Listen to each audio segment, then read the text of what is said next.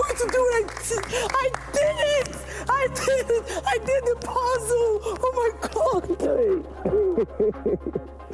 Oh my God.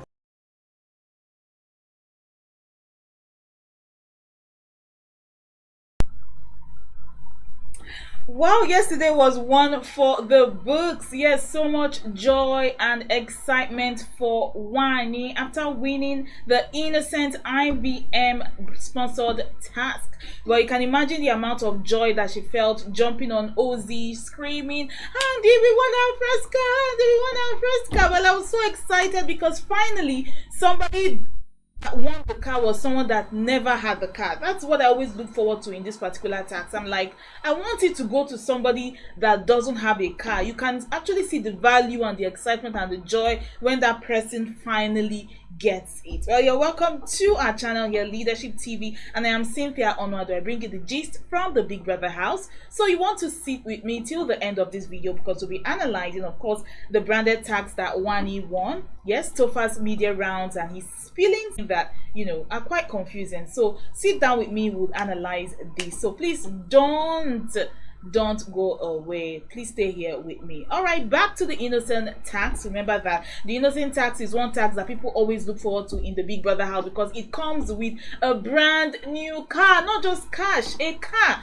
something that you can actually make use of, because there's a difference between winning money and there's a difference between winning something that you can actually use. And I don't know, you might feel differently, but I actually love when housemates get to win things that they can actually use apart from the money. Some branded would have a year's supply of you know, the products like some noodles, Pepsi, you know, some of these things. When you actually win the task, apart from the money, you get to have the products there with you. 1 year supply, sometimes 6 months supply. So that's something that I actually love, apart from winning money, having things I can actually use. But this innocent tax, I think that the two top tax people actually look forward to is the beverages, that's the Pepsi Guinness tax and also this innocent tax. To me, I stand corrected, but this particular three tax I always look forward to them, you know. So Wanni winning this particular tax, we know that even before they went for the tax, some of them were joking, say just leave the car for me, I don't have a car. Nelly was saying she doesn't have a car, you know. Victoria said she has a car but she wants a new one. You know, most of them in that house, you know, some of them already, you know, have a car, but Wanni was quite outspoken saying she doesn't have a car and she would actually love to win this particular task. And then the activities that had to go on, oh my God, I felt so sorry for these housemates. Yes, you know, the IBM tax is a tax that, you know, involves endurance. Big Brother wants to see the level of pain these housemates can endure. So they started out with holding a bucket, and they had to hold a bucket, you know, to themselves, to their chest, and stand there. And at a point, Big Brother changed the posture. He was changing to the posture to increase the level of pain that these housemates can endure. He changed the posture to them just, you know, holding the bucket with just one of their hands, and there were nails attached to underneath the bucket, and then they had to stand on a podium with a balloon. And what you had to do was you had to make sure that that bucket, the nail under the bucket, did not touch the balloon. So that was just what they had to do. But the beautiful thing was that they could interchange hands. They could change from one hand to another. But looking at it, it was simple. But looking at this housemate standing there for almost an hour, the pain level, the level of pain. And they just have to stand and hold the bucket, stretch out their hand. And the funny thing is that you can't even move around. You can't walk around as to distract yourself from the pain you are going through. You are at a point, and then you have to stretch out your hand and hold a bucket. So you can't even imagine the level of pain this housemates had to go through. And some of them were just dropping and giving up. They couldn't endure. You had to see grown men, even those that, you know, are very athletic, they're always in the gym, OC and Suj, they were going through it. I didn't expect that a woman, Wanni, was going to clinch this, because at the end of the day they were left with just 3, and then Suj could not endure. I think he had some shoulder issues and he had to drop, and then they were left with just 2, Ozzy and Wanni. And then Ozzy was sweating. You could imagine the level of pain he was going through. I think one thing that I look forward to in this kind of endurance task is what what amount of pain can you endure? I have to say congratulations to all of the housemates, because people have different level of endurance, and I would not talk down or look down on anybody and say you cannot endure. People's physical or mental strength is different, so I'm not going to try to reduce somebody's efforts. But when it comes to endurance tasks, one thing you have to look at when you're looking at these housemates is you don't know what is in their mind. You don't know what they have even endured even before coming to the house. You don't know their willpower. One thing you have to look at is how much does this person want this? Yes. How much do they want this? How important is it for them? How desperate are they? What is the motivation behind that endurance? That's what you have to look for. So looking at Wanni and the fact that she doesn't have a car, they've talked about their grace to grant story, how broke they were, how frustrated they were before they even went into the career that they are in right now, being DJ. So just that willpower, you know, the strength. You don't even know what she was saying to herself when she was standing there. She said, we are going to be here. You see this car, I must win it. And then looking at her endurance level, you don't really know what she was saying to herself, the motivation, the willpower she has pushing her. She's probably thinking about her sister back at home, her mother, her family. She wants to make them proud. So all of those things is just, I have to say congratulations to Wanni. She deserved it. She endured the pain. She had the willpower. She had the endurance. And I'll say kudos to her. Congratulations, Wanni, for winning the IBM Innocent Sponsor task. Yes. Moving on now. Yes, the housemates, some of them are still having their media rants, and the is getting out of hand. It's getting too much. Let me start with Topher now. We know Topher had a Twitter Space interview with Showmax, and fans were given the opportunity to ask him questions, and of course the issue of Anita came up. We know that while they were still in the house last week, him and Anita had some squabbles, you know, where they even had a physical altercation. I think he was trying to force feed her, and then she kept on saying, I don't want, leave me, and he raised the hand up and poured the food, you know, on him. And you can't even imagine the amount of uproar that thing caused online. People started even calling Anita abuser. They started putting the abuser tag on her and saying she's rude to Topher, she treats him badly, maybe because of the age thing and blah blah blah. So it made me feel really sad that somebody like Anita, you know, knowing who she was, she's even one of the most likable housemates. If you really watch the show, you will know that Anita is one of the most likable housemates. So now seeing her back and forth with the whole relationship issue with Topher and bringing out that side of her where most times she's talking, she's complaining, she has to express her displeasure. So she now having that abuser tag, it made me really, really unhappy. Anita is in the medical field. She deals with people. We know that she's quite, you know, emphatic. She's kind. You get to see that side, that caring side of her, where she's, you know, where she sees some of even her fellow housemates and she gets to ask, are you okay? Do you need something?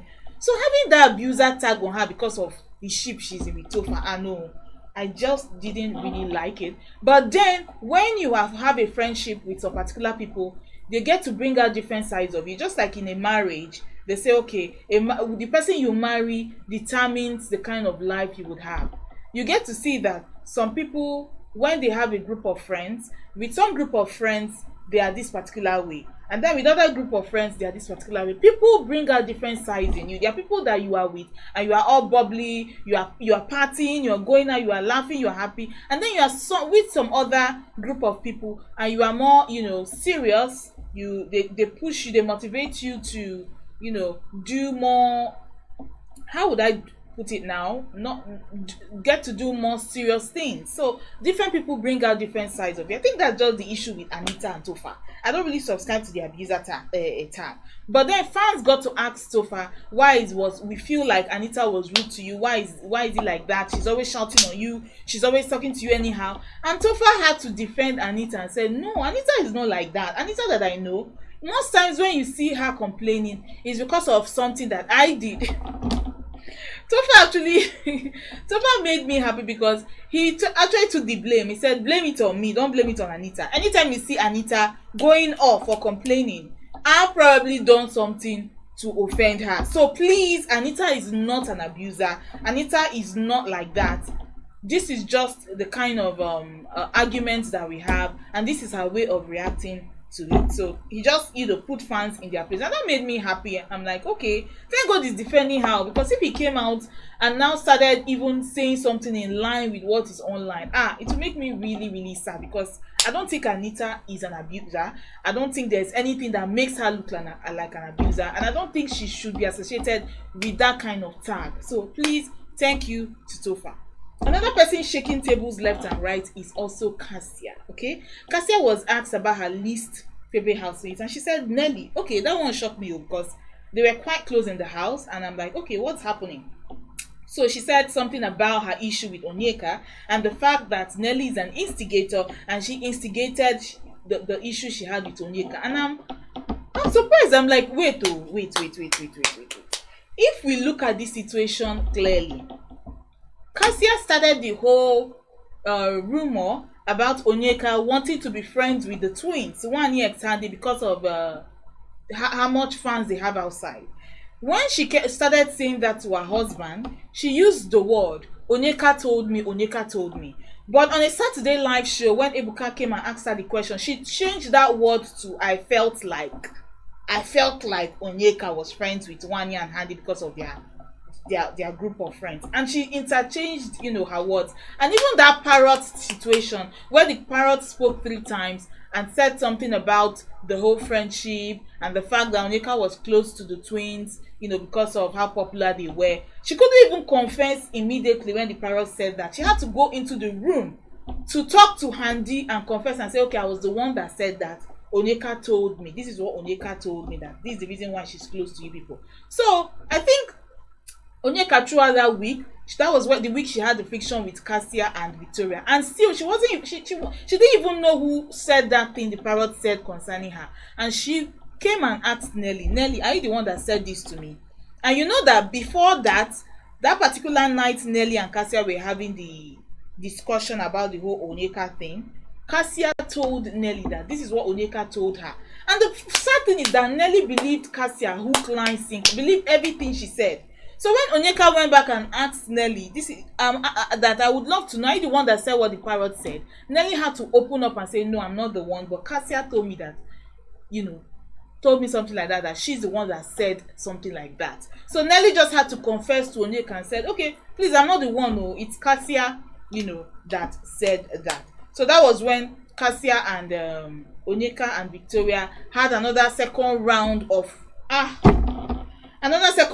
quarrel again. So I don't really know where Nelly comes into all of this, because even before the Nelly thing, Onyeka and Kassia have not been seen eye to eye. So if Nelly now confessed and said, I'm not the one that said it, it's Kassia that told me that she said it, I don't really know what wrong Nelly has committed. She's trying to clear her name. Even right after that live show where Ebuka asked Kassia that question, and she was quite shaky, she couldn't really answer the question correctly. Nelly was quite disappointed at Kassia and said, Kassia, but you told me that Onyeka said, so now you are changing it to you felt. That means you are a liar. Even Nelly was quite disappointed with Kassia and said, okay. And I believed when she was discussing with them, Anita, Topher and Suj, she said, I'm quite disappointed in Kassia that she would even tell those kind of lies. So Kassia now coming out to say all these things about Nelly, it confuses me, because even without Nelly being there, Kassia and Onyeka would have had their issues, because they don't really see eye to eye. And Kassia was the one that started spreading rumors about Onyeka first. So I'm trying to even look for where Nelly stands in this whole situation, or how Nelly is an instigator, or how anything is even Nelly's fault. And the sad part is that Nelly is still in the house, singing Kassia's praises, praising Kassia, praising her husband Kelly. Kelly and Nelly and Kelly are quite close. They banter a lot, and she's inside the house praising Kassia and also Kelly, and Kassia is outside putting mud on her name. So that's the funny thing about the Big Brother show. You don't know who to trust. Somebody can come to your face and say this, and then go behind your back and say something else. But I cannot wait for this season to be over. In short, the emotional roller coaster that we've been taking through this season, I need it to just come to an end. But then I'm also looking forward to the post-show drama. That's another thing that I'm looking forward to, because when these finalists come out, they're going to have their own media rounds. Words will be said, feelings will be hurt, friendships will end, the unfollowing will start, and I'm going to be here to watch the drama as it unfolds and also bring you into it also. All right, it's just a few, how many days right now? Today is Saturday. We have just Friday, Saturday, 2 days for the winner to be announced. I hope you are voting for your favor so that you will not come tomorrow and start shedding tears. I'll be back tomorrow with more BB Niger updates. So please stay with us here on Leadership TV. Bye.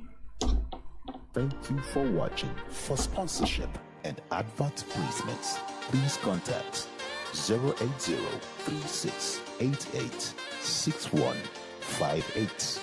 Last word